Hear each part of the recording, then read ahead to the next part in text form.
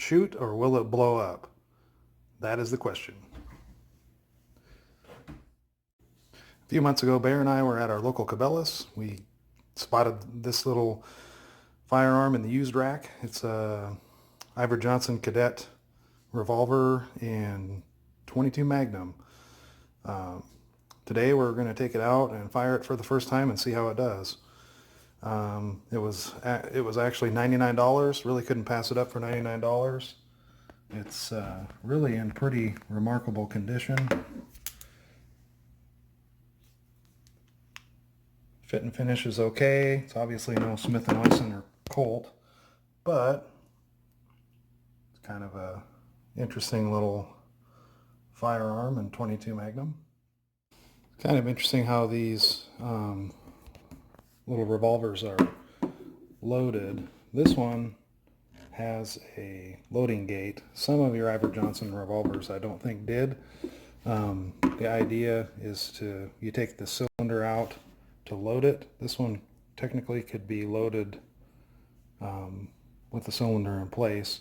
The only issue that we've found on this gun so far is this loading gate is a little bit loose right there, so I think there might be a spring missing or something. I'm not really sure. We haven't looked into that yet, but we will, I'm sure.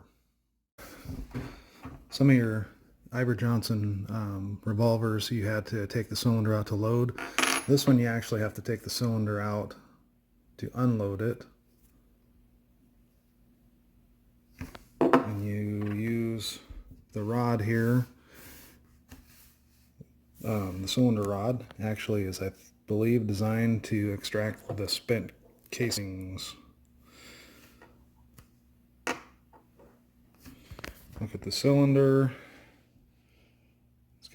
It's recessed, so that's kind of nice.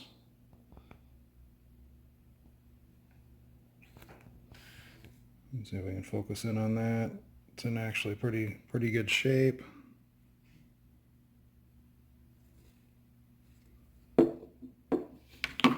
Like I said, overall condition of this revolver is pretty good. Obviously, Iver Johnsons were budget revolvers, kind of marketed towards kind of as a budget gun. I think some of the ads referred to them as like tackle box guns and things like that. Had a relatively short barrel. I don't remember the actual length of this barrel. I guess we could measure it.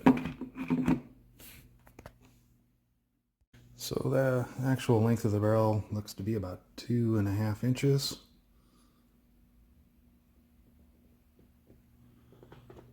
All right. Come with us and we're going to take this thing out and give it a test fire. Any gunfire you hear in the background. Just kidding, you're not going to hear any gunfire. We're the only ones out here. So here's the Iver Johnson Cadet revolver. It seems a little loose right there with the hammer all the way down. One click back is your freewheeling for loading. Pull it all the way back and you have pretty tight lockup. So here we go. One click back, we're going to load this sucker up. Now remember, on this particular firearm we have a loading gate. Like I said, it's a little bit loose, so we've got to address that issue. But we're going to use a loading gate. Unfortunately, to unload it, like I said, we're going to have to pop the cylinder out and use the rod as basically the ejection rod. All right, I'm gonna get this thing loaded up and then we're gonna shoot it and see if it blows up. Our $99 Cabela's used Iver Johnson Cadet revolver. Approximately somewhere between 7 and 10 yards away. Here we go. First shot with the $99 Cabela's Iver Johnson Special.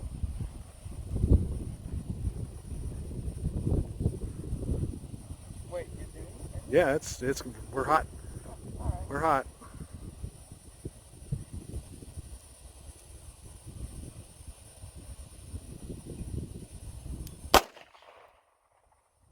Oh, that's loud.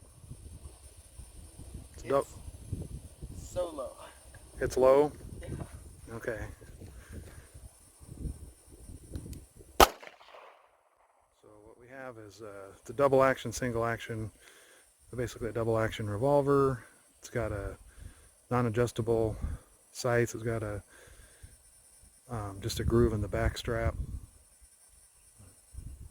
Bear says she shoots low, so just have to kind of compensate. That's so annoying.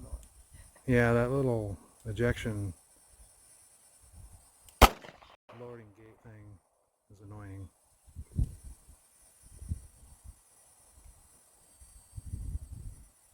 I don't know if it's shooting low or high. All right, we're gonna check the target and see where we're at with this thing.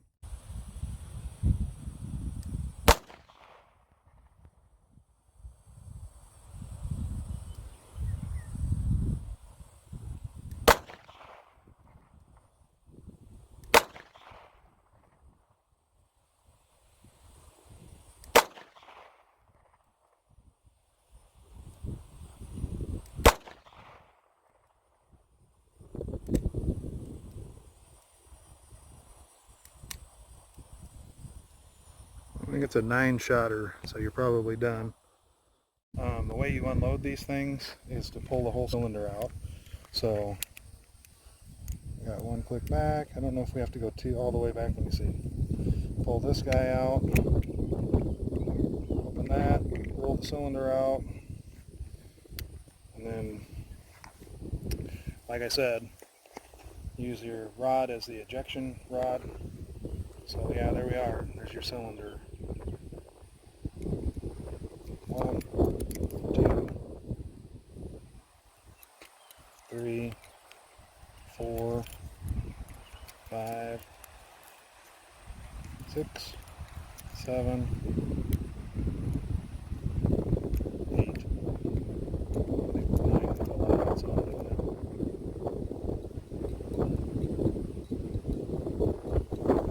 Eight or 9 shots. 9 shots, right? 8. 8 shots. All right, 8 shots. Awesome. Yeah, that thing is kind of a pain, isn't it?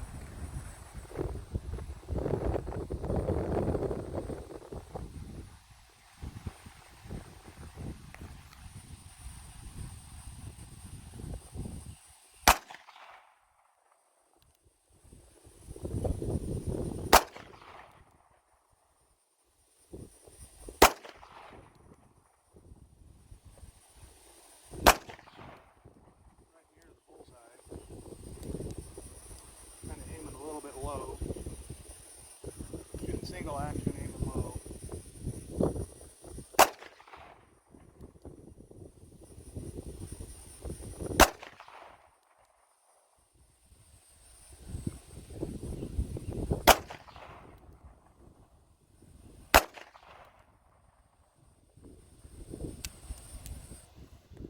Match grade firearm. We'll patch those up and see if we can do a little better. I think that's us trying to adjust to that top groove thing there. I was shooting low and finally started kind of making some reasonable hits on the target. I think we were shooting a high to begin with. We'll patch those up and see where we're at. Asked to leave by a friendly rancher. We were shooting into a pretty significant bank of dirt right there behind that tree that we were shooting into. He was concerned somebody has some cows running in here. I happen to know the person that owns this land. Apparently it's leased to somebody else. Anyway, we talked to him. He was cool. Originally he was going to call the sheriff on us. Once he realized that we weren't hurting anything and that we knew where we were and knew the people that owned it, he seemed to be okay with that and actually know him too. So, over and out.